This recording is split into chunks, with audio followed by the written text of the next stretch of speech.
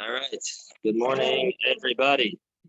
I will say the fortunate thing for me is that once again the timing is perfect. And that last time, even though I got to finish this up, this time you get to finish Eric. And again, just as we heard last time, that we know the mitzvah is giving credit to the Gomer, the one who completes the mitzvah. So once again, is that the rule? Yeah. Oh wow! Thank you very much. Okay. All right.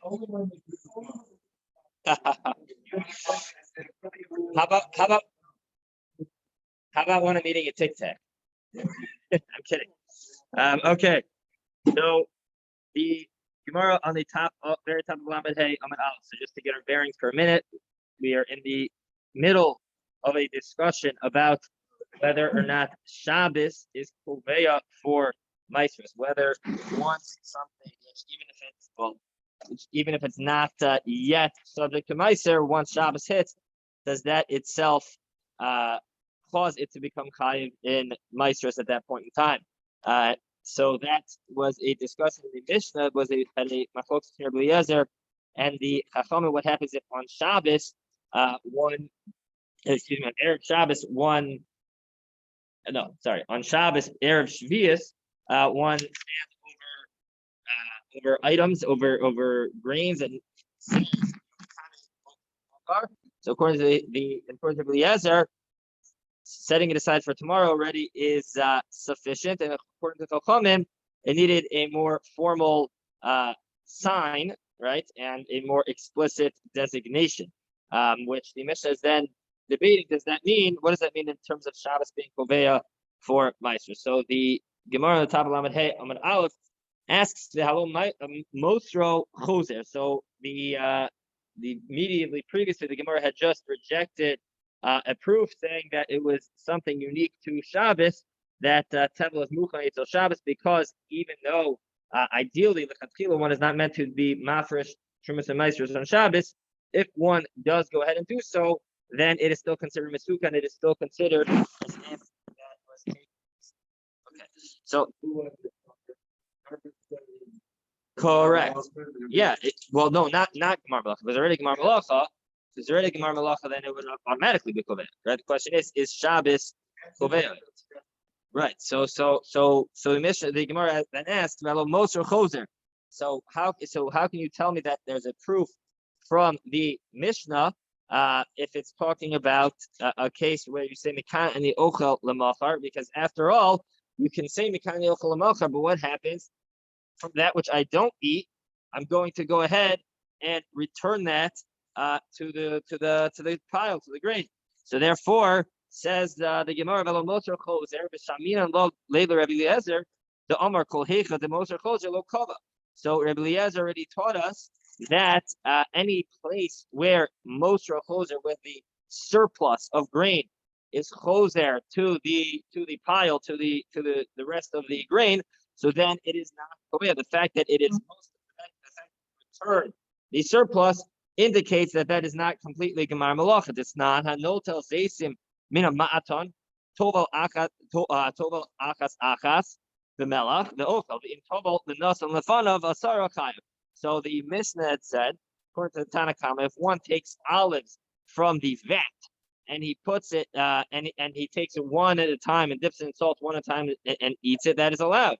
However, if you go ahead and take 10 in one shot, so then it's going to become chayiv and meiser. You can't eat it like that.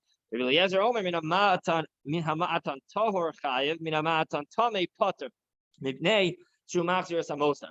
That's where Eliezer argues, and he said, well, it depends. It depends what is the status of the ma'atan, of the vat. If the vat is tahor, so then it is going to be then by taking any amount of it, you're going to be chayiv. But if it is the ma'atan is tamei, if it's an impure vat, so then you are going to be potter. Why? Because then you're able to then be machzir es hamosar. Why? What does that mean? Meaning, as we'll see in a second, what the Gemara is talking about is a case where an adam tamei, a tamei person, is the one who's eating it.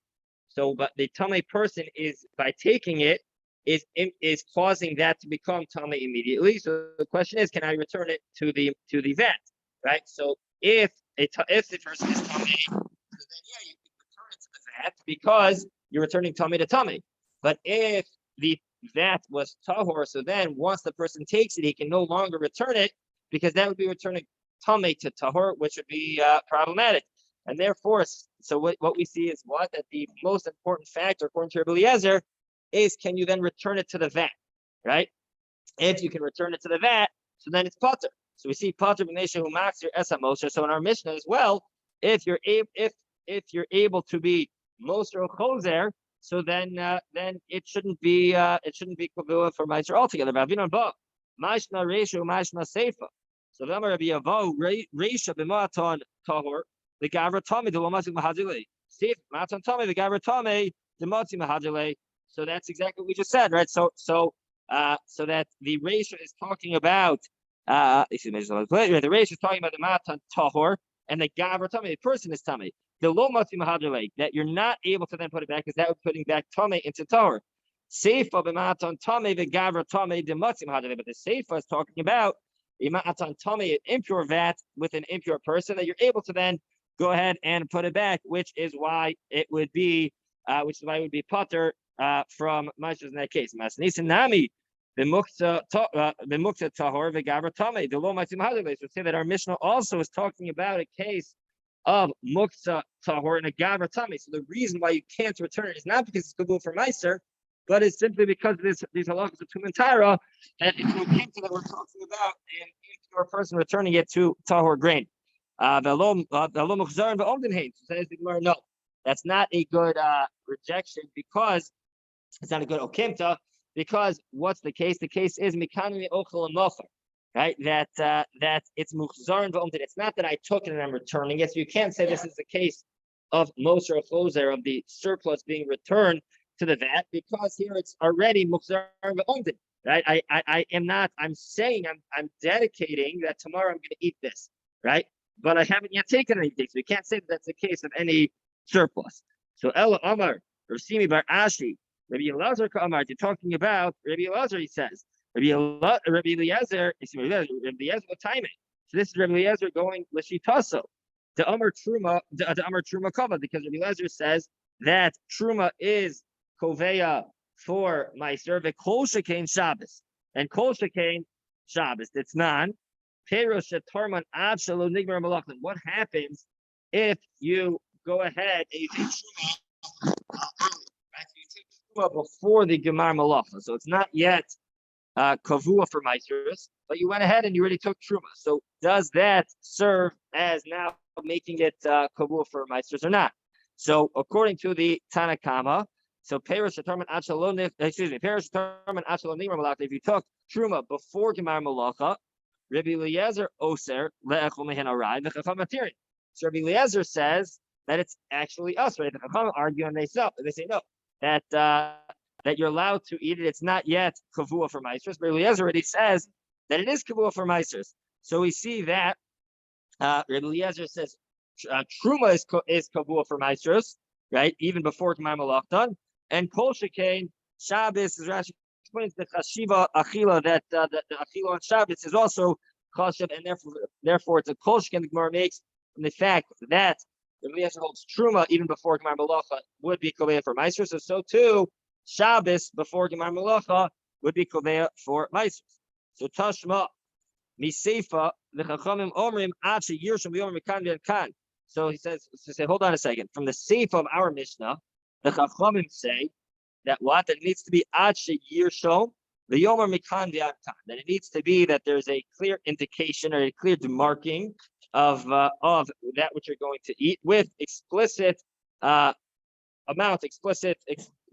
made very clearly what you're going to eat. So taima, the only reason that Chachamim require that is the Erev Shabbos b'shvius, the lav bar asuri. Right? That is because it's talking about what? It's talking about Shemitah, which is not bar asuri, which is not chayiv in Maestros anyway. So that's why this is nothing to do with indicating about the kfiyos of Shabbos.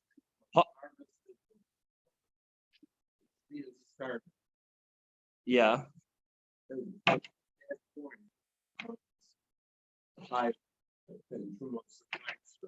Before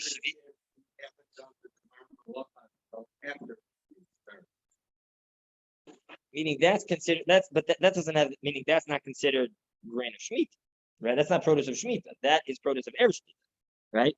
The heter, meaning the mice true shemitah grain shemitah produce has a heter of mice.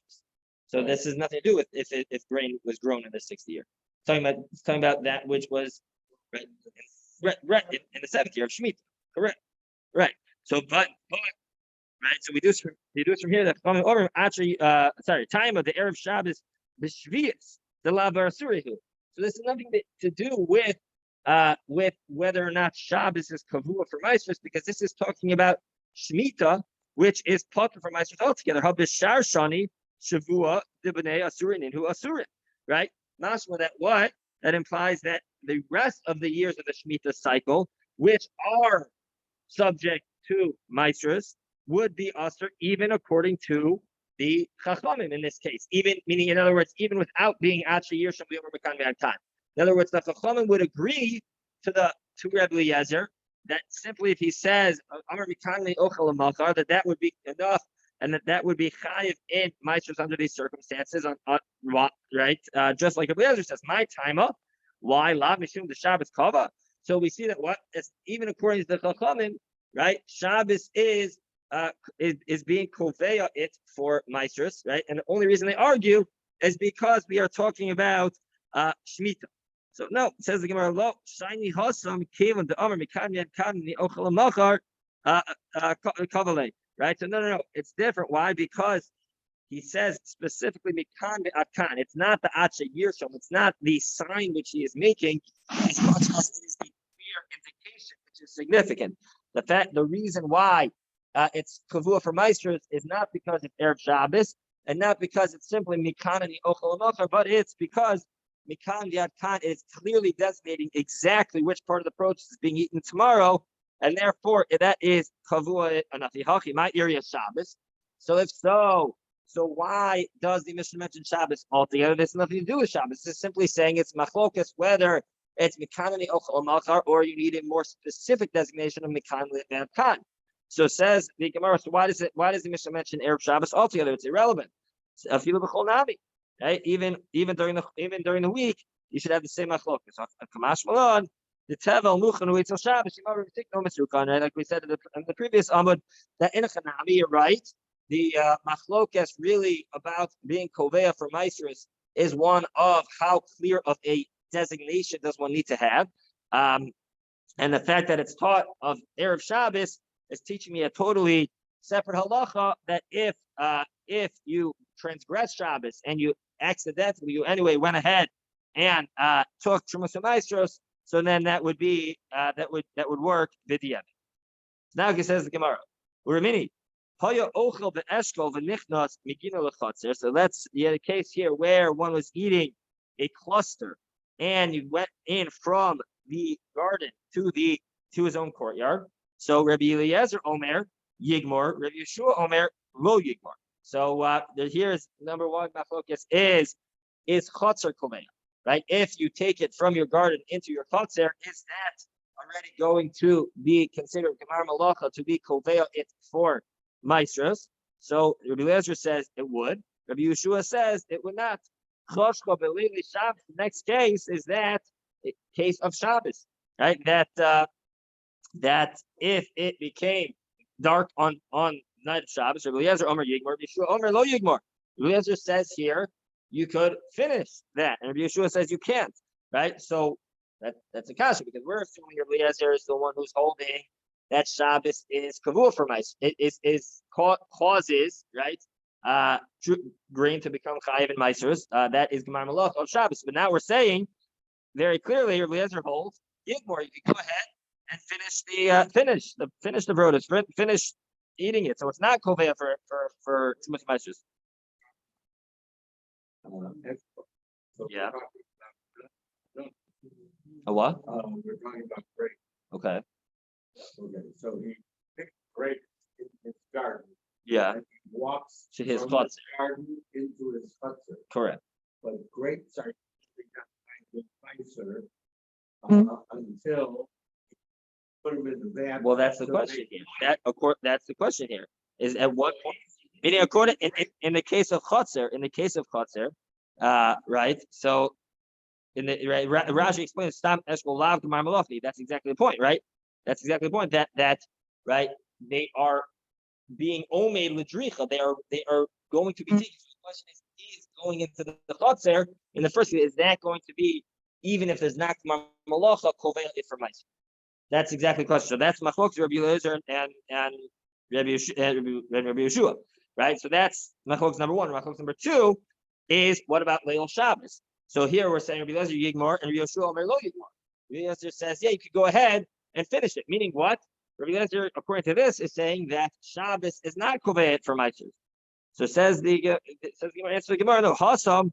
The tiny Tamer Rabbi Nosson Omer Lokish Amar Rabbi Eliezer Yigmor b'chotzer Yigmor Ela Yotze Chutz b'chotzer b'Yigmor. Right? That it doesn't mean that when he says you can finish it in the chotzer, that you can finish it in the chotzer. Rather, what it means is you can't finish it in the chotzer. You have to take it out on the chotzer and then you can finish it. And the Lokish Amar Rabbi Eliezer Yigmor b'Shabbos Yigmor Ela Mamtin Lotzor Shabbos Yigmor. And again, it's same thing with Shabbos. Not that Rabbi Eliezer is saying, oh, Shabbos is koveya it for maestros, and it's not koveya for maestros, and therefore you can eat it. No, you just can't eat it on Shabbos, but you have to wait until Motzei Shabbos, and therefore that's how Rabbi Nosson explains that Mishnah, but not that it is koveya it for maestros per se. Just saying that on Shabbos itself, one could not go ahead and eat this tevel of sorts. Okay, so rejecting that question. The Kiyasa Ravin Amar B'Yochanan. Echad Shabbos, the Echad Truma, the Echad Chotzer, the Echad Mekach, Kulon Ein Kovin, El B'Davar Shenigmara Melachtan. So now Ravin comes along and says in the name of Rabbi Yochanan that there are 4 situations where they are koveya for maestros only after Gemar Malacha. So, and what are those? Those are cases of when Shabbos comes, when Truma is taken, when one enters it into the Chatzar, and when one makes a transaction, either we'll see any formal transaction or change of ownership. Okay, we'll see even gifts, but any change of ownership of any mekach in this case, also according to Rabbi Yochanan, kulon ein koven ela b'davar shenigmar malachtan. It only is they are not koven unless the items are already have reached Gemar Malacha. So Shabbos, so the case of Shabbos, so what's the chiddush there? La'afuke mid the Hillel comes to exclude the opinion of Hillel. The Tanya, Amar Peras Mimokum Lemakum. If one gathers fruits from one place to another place, Liktor, the Kiddush Alehen Hayom. Right? If one is simply moving places, so was like excuse me, to dry it out, right? And then, so in other words, there wasn't yet Gemar Malacha because you wanted it to dry out. It hasn't yet dried out, so it hasn't yet reached Gemar Malacha. But then Shabbos comes. So Omer Rabbi Yehuda Hillel Atzma Oser. So Hillel was of the opinion, says Rabbi Yehuda Hillel was of the opinion himself that it would become usher, that would now be subject to Meisters. So we see that one Hillel did not require Gemar Malacha. So when Rabbi Yochanan is saying this in the name of Ravin, he's coming to exclude the opinion of Hillel, who would say that yes, Shabbos in fact would be koveya for Meisters even if it was not yet Gemar Malachtan, but Rabbi Yochanan is coming to exclude that. Chotzer, what about the case of Chotzer? La'afuke made Rabbi Yaakov. It's coming to exclude the opinion of Rabbi Yaakov. It's not. If one is moving figs within their chotzer to become dried out, so banav ubnei beiso ochlan mehen arai uktur min hamaiser. So then the Mishnah says that his children and the entire household can go ahead and eat from them arai, and they are potter from meiser. So we see that that even though this was not, so we see that even the Tanya Allah Rabbi Yaakov Mechayin, right? Rabbi Yaakov says no, that even being maver to ein bechatzero it would become chayiv. They would not be able to eat temporarily, and they would be chayiv in meisters. Rabbi Yossi, Rabbi Yehuda poter.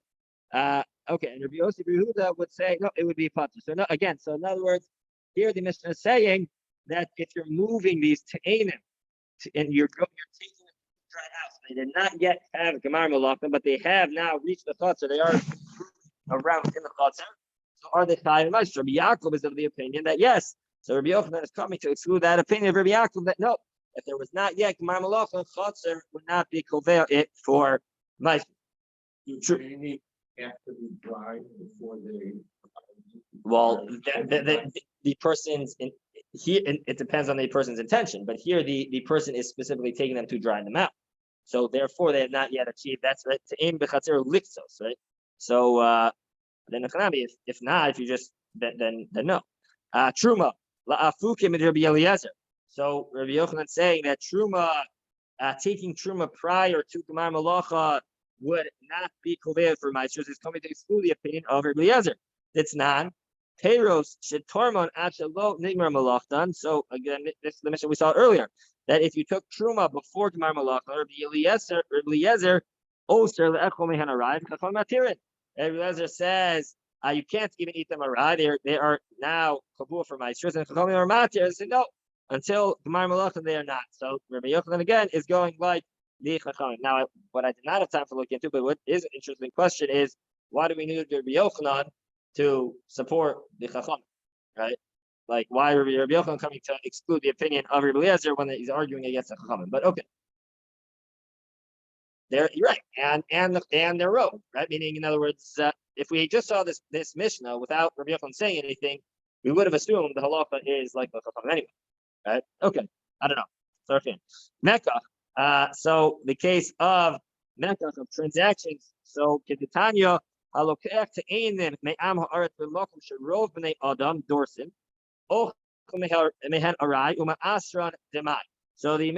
Brisa says that if one buys te'enim, these figs from an Am Haaretz in a place where most people go ahead and trample them further, right? So it has not yet, in other words, reached Gemar Malachan. So says the Brisa, one may eat them in a temporary fashion and takes demai from them. In other words, what? That Shemamina Tlas, three halachas from here. Shemamina Mekach Ina Kovas. So number one is the fact that you can eat arai and still have to take demai, teaches us that this transaction which took place, right, which was purchased from Te'enim, so that is not enough to be Kovei for Meisters. So Ella, so Shemamina Mekach Ina Kovas. Right, that the mekach itself without Gemar Malacha is not Kovea for Meiser. And number two is the fact that you only have to take Meiser, right? You only have to take Demai, Master Demai, right? Teaches us that Rov Ami Haaretz, according to this Tana, do take Meiser.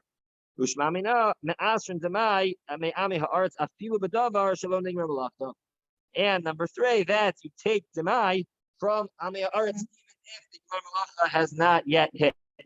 So in other words, Rabbi Yochanan is in accordance with that opinion. Rabbi Yochanan is in accordance with the opinion that Mekach does not, right, the main one for us of the three Shema Minas is the fact that Mekach is not Kovas if it has not yet achieved Gemar Malacha, and that is in accordance with Rabbi Yochanan.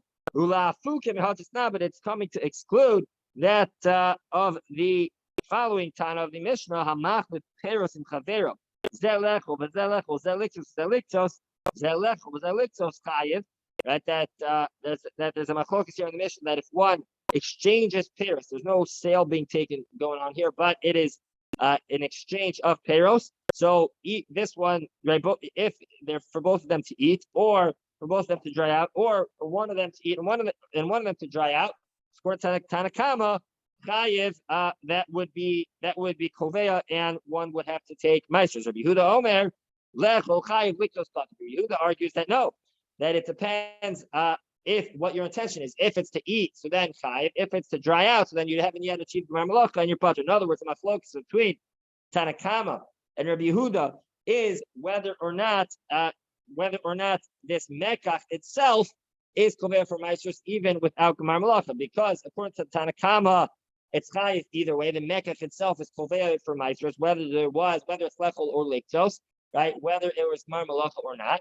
But according to Rabbi Yehuda, he says no. It's only if it has achieved, right, that which you are intending it for, if it's to eat, but if it's to still go ahead and do something else to dry out, so then it would be pater because it had not yet achieved my malacha.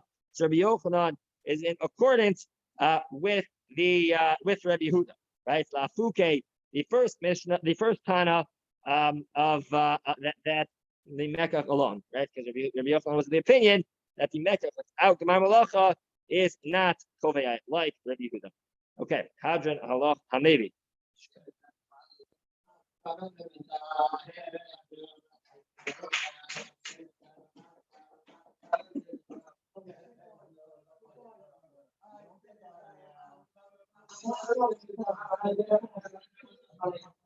Okay, Meshilin Peretz.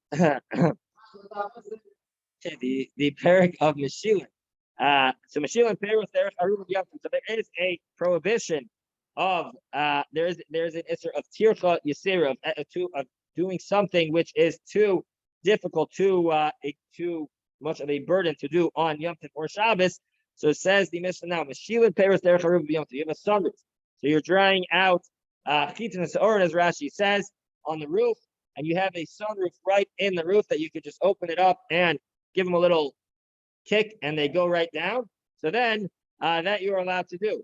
But aval lo b'Shabbos, you can do that on Yom Tov, but not Shabbos, because that amount of tircha is allowed on Yom Tov, but it's not allowed on Shabbos. Interestingly, that's la'afuke that's coming to exclude the case of it being a window on a fence, right? If you have to pick it up and throw it out, that's different. This is talking about a case where very similar to Rashi explains, right? Dafka aruba, says Rashi, techol aruba milamala mata, but a chalon, right? A window, right, which has like a roof. He explains that's surrounded by walls, and there's a window in that wall, and you need to pick it up and throw it out. Says Rashi that we can't do, which will be discussed later in the Gemara. But anyway, okay, but to simply kick them down the sunroof would be allowed on Yom Tif, but not on Shabbos. The Mechas and Peros became this is a machlokes in the Rishonim whether it's talking about Shabbos or Yom Tif or both. But the case now is that you can cover Peros B'nei Tlaf, right? If you have a leak in your ceiling, you can't call it from a Katzenstein, it's Shabbos or Yom Tif, right? So, shut up. Okay. Right. Okay, so right? But you're allowed to, if you have a drip in the roof, right, and you have Paris which are going to get ruined by that drip, so you can go ahead and take another kli and cover it so that you don't lose that it doesn't ruin the Paris. You can also do that to jugs of wine or oil if you're concerned they will get ruined. But no sin kli tachas at the last of Shabbos. And even on Shabbos, you can go ahead and put a kli under the drip on Shabbos, right? So again, this is saying number one, this is all a question of tircha that you're allowed to kick it down up through the sunroof on Yom Tov, down on Shabbos. You're allowed to cover the peros and the yayin and shemen with a kli, at least on Yom Tov, and you're allowed to put a kli under the drip even on Shabbos. So Itmar says the Gemara. Itmar, Rav Yehuda, Rav Nasan, Chad Tani Meshilin, the Chad Tani Mashchilin. So what exactly? This is just some language distinction between different words that could be used as the first word of the mission and therefore the parent, right? What means to lower down. So Rav Yehuda and Rav Nasan, one says, yeah, we got it right, it's Meshilin, and one says, no, it's Mashchilin. Marzutra says Marzutra. Very nice. Okay, everyone's right. The one who uses the lashon of Meshilin is not mistaken. It still works. Why? Pasuk says Yishal is right when your olives will fall down. Right. So we see Yishal is a language of falling down. The lashon of Mashchilin is correct as well. It's not in terms of movement on a bechor. So hashachol and haksul are both movement. Shachol shenishmeta yirecho. That it's different. It's not was lowered. So again, so shachol we see is a lashon of being lowered. So that could have been Mashchilin as well. And here, another mum, right? Is just that if one of its size, I believe, is larger than the other one, also would be a mum. Okay, but the point here is that shakul is also a lashon of lowering down, so it could have been mashkirin as well, says Marzirja.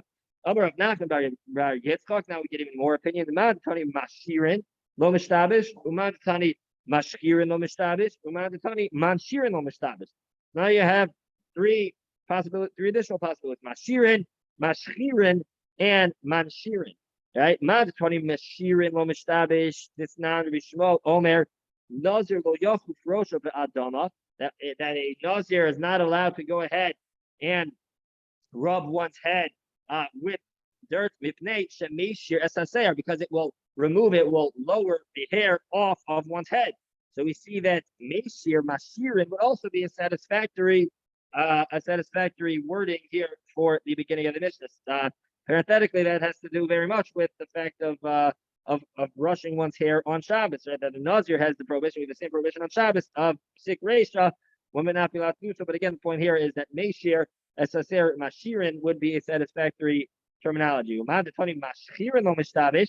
And the one who says mashkirin is also correct. It's non hashachor the hazug shel saparim. This is talking about kalim which are mikabel tuma. So shachor is referring to a razor or a pair of scissors. Even though they split to mayin, they would still maintain their status of a kli and be mikabel tuma, right? But again, the wording here of shachor used as a razor or cutting off one's hair. When one cuts off one's hair, it's lowering the hair. So again, mashkirin would be satisfactory. Uman detani manshirin lo mishtabish either. That's also correct. It's not ni shenishro kelav b'mayim nahalech b'hem b'inokoshesh. So if one's clothes fall into water on Shabbos, so then one is still allowed to walk in them, and it's not a concern of maras ayin that maybe he did laundry. But again, we see that nishru, kelav, is this lashon of falling off, of being lowered down. So also that's why an appropriate gear would also be manshir. Inami, it helps it's not is another place where we can see this lashon of manshirin of nesher being used for lowering down. It helps it's not ezehu leket. Right? Hopefully those of you coming in from are very familiar with this. Ezehu leket hanosher b'shas katsira. What's considered leket is that which is nosher b'shas katsira, which falls down in the time of katsira, of harvesting, would become leket. Again, another source for the fact that manshirin would be a satisfactory girsa, and I'm going to leave you here. Yeah, at least. Yeah, correct. Yes, correct.